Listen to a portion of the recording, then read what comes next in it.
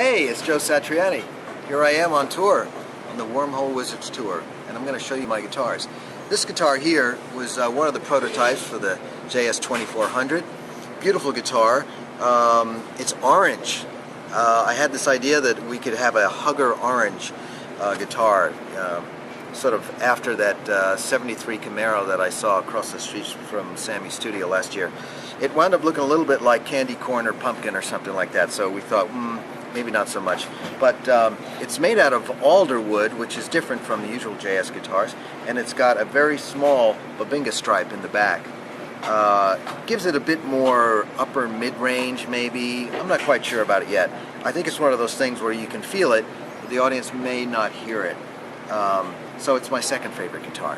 My main guitar, though, is this one right over here. Thank you, Mike Manning. This one here is your production JS2400 in white. It's basswood, so it's got more of a musical tone to it. Overall, great sounding guitar, and I've been using this thing like crazy. I love it. The combination of the pickups is fantastic, and of course it's got all the little groovy things, including this little piece of white tape, so I remember exactly where some of the songs' levels should be, volume level. Very important for the melodies and stuff like that. Anyway, we want to show you this other guitar right here. We use for a number of songs. This, of course, is the JS1200. This beautiful candy apple red color. But it's got a Sustainiac pickup in here, so I use that for Wind in the Trees.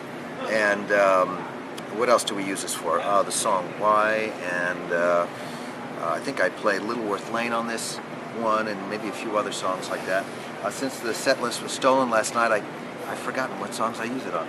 Anyway, love this guitar, and I'm really getting into this Sustainiac pickup.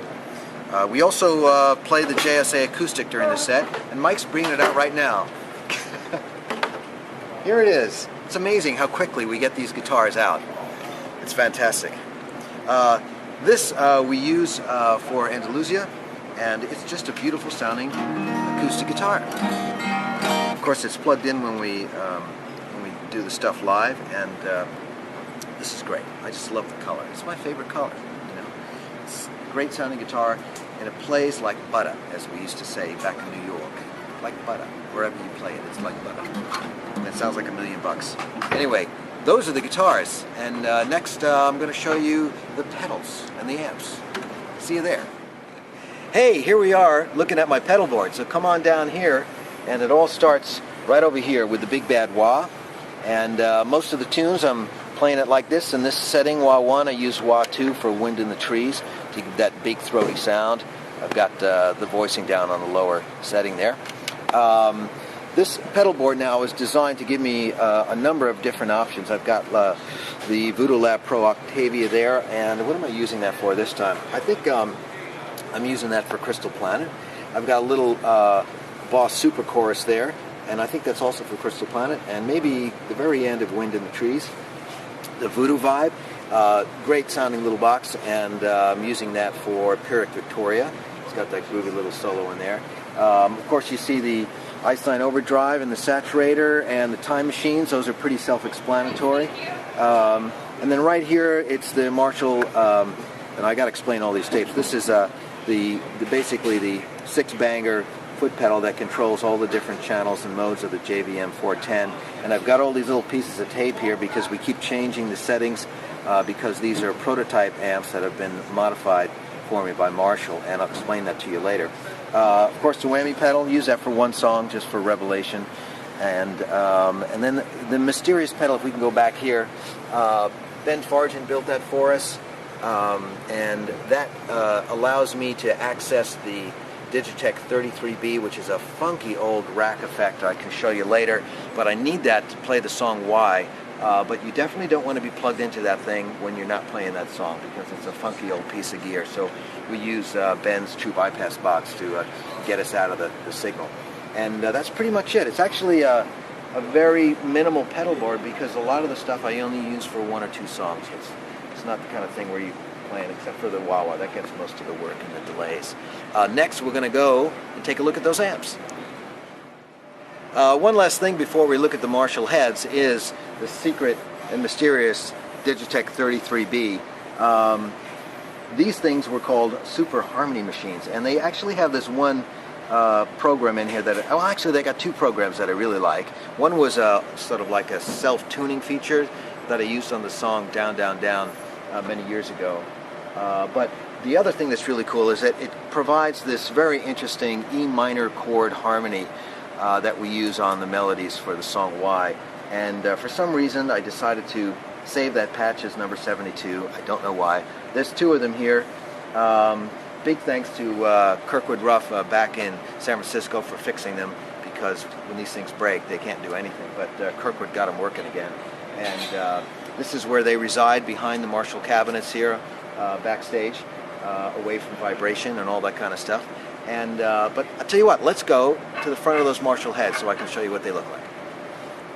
All right, here we are at the power station. This is right here where all the sound's coming out. The most important button, though, is the one that says yes. This is Mike's way of reminding me to hit this button, not this button.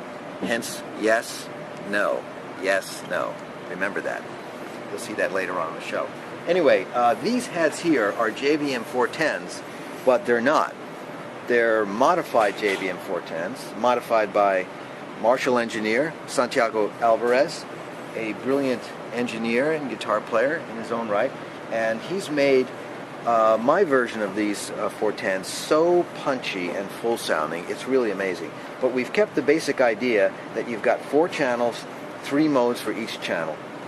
We've got a noise gate going for each channel, and we've adjusted the resonance and the presence controls, all to make the thing really scream, be very full sounding.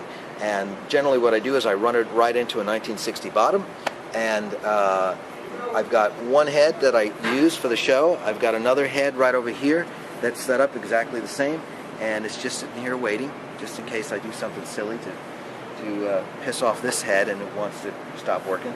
And then we've got another one over here. This is generally for guests. Mr. Petrucci is going to be joining us in New York City in a couple of days, so this is what he's going to be playing through. That's going to be great to hear him play through that. And I've been loving these things. So I've been working with them for over a year. We had them in the studio, and we've had them out on tour for the last, 8, 9, 10 weeks, and in Europe and here in the US, and they sound fantastic, really huge. And I'm going to plug in and show you what they sound like. Wait right there.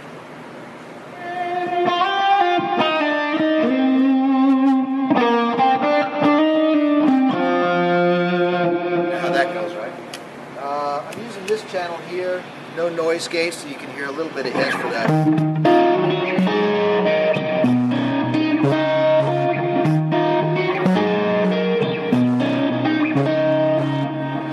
Sometimes make it a little skinny sounding.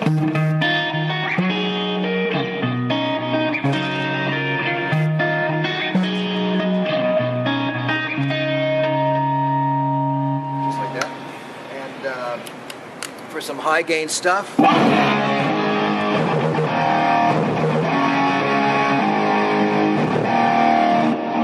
got a little bit more open, a little bit more saturated, if I may use that tone, for this guy.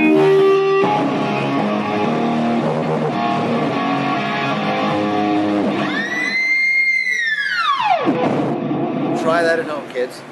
And let's see what else I got for you. I got one of these here. This is kind of a nice tone here.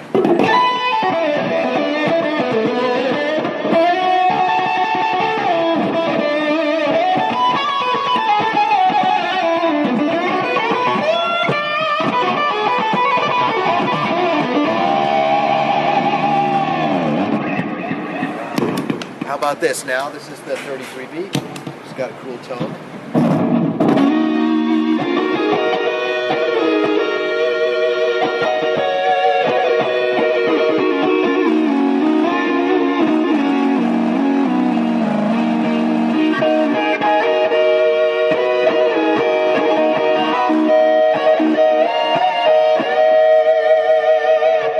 Glorious. It just sounds beautiful. And then, of course, the wah-wah.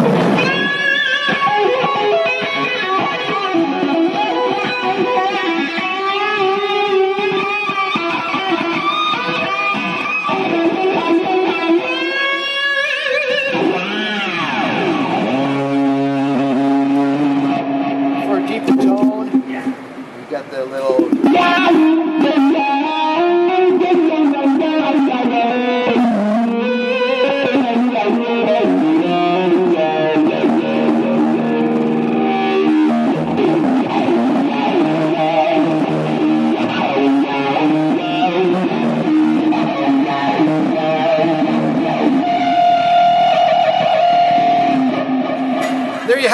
Except, there's one last thing, a very important part of the show, and the little secret that people don't know about. This is the harp I use for Big Bad Moon, and we've got a little slide bar on the back there. So after I'm done with the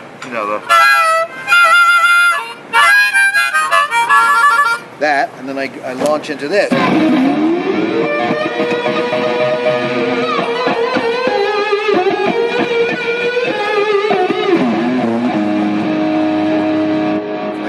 I don't know if that's the setting I use, but anyway, it's crazy trying to play slide like this because you can't get your finger behind the slide, which is essential for good slide playing. So it's more showbiz than technique, let's put it that way anyway.